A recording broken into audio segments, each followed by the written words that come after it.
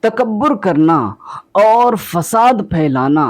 اتنے برے کام ہیں کہ بندہ ان کی وجہ سے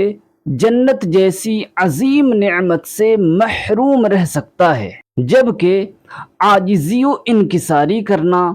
اور معاشرے میں امن و سکون کی فضا قائم کرنا اتنے عظیم کام ہیں کہ ان کی بدولت بندہ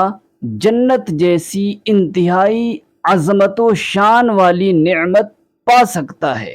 چنانچہ اللہ کریم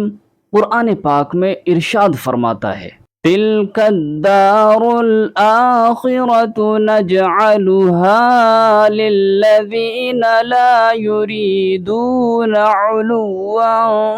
فِي الْأَرْضِ وَلَا فَسَادًا وَالْعَاقِبَةُ لِلْمُتَّقِينَ۔ یہ آخرت کا گھر ہم ان لوگوں کے لیے بناتے ہیں جو زمین میں تکبر اور فساد نہیں چاہتے، اور اچھا انجام پرہیزگاروں ہی کے لیے ہے۔ لہٰذا ہر مسلمان کو چاہیے کہ وہ اپنے قول و فعل کے ذریعے کسی طرح تکبر کا اظہار نہ کرے، یوں ہی معاشرے میں گناہ اور ظلم و زیادتی کے ذریعے فساد پھیلانے کی کوشش نہ کرے، بلکہ